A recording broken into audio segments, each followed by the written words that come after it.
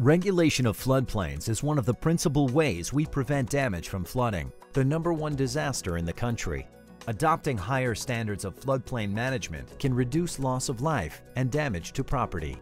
About 2 years ago, FEMA contracted us to do a national study of the community rating system. And we found that there are 2 major activities that significantly reduce observed insured losses at the community level. The #1 activity is freeboard, raising structures above base flood elevation. Freeboard is a factor of safety, basically. Engineers can predict what we think the floodplain is going to be for a certain return period, frequency period. However, we feel that it's important to have a factor of safety on top of that. We have a floodplain management plan that says the water's going to get so high, we add a little bit more because it's so valuable what we're trying to protect. We want a little bit extra protection.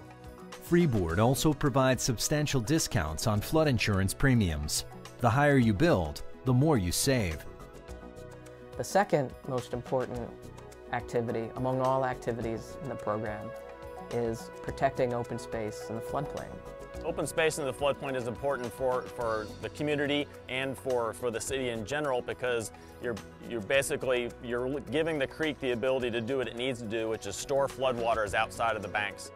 At the same time, it's connecting the floodplain, and we see the environment recover significantly when that happens. You look out here where we have set the river back, and you see that an awful lot more diversity is here in the environment, and it's a place that people want to come out and see. Although federal and state government agencies provide guidance and regulation, at its heart, floodplain management is a local activity requiring ownership and accountability by decision makers and people who live and work in communities across the country.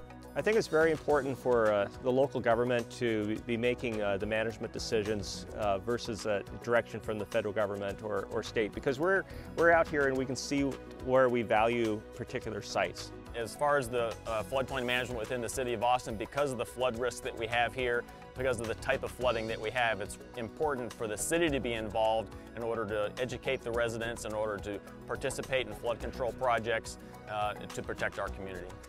In addition to saving lives and reducing damage from floods, higher standards can provide discounts on flood insurance through the community rating system. We found that communities that participated in the community rating system experienced less than half of the insured flood damages. So all signals point to the fact that the CRS program makes a big difference. Adopting higher standards lowers the cost of flooding, whether those costs are financial, structural, or personal. And so that resiliency that we have by placing people and businesses in a safe place to start with, and those places that are on the margins to try to put controls in place to help manage the river and also manage development, so that we can have an environment that people want to live in, a place where we can come out to the river and enjoy it, but also at the same time it doesn't become a threat to life and property. For more information about floodplain management and higher standards, please visit FEMA.gov/floodplain management.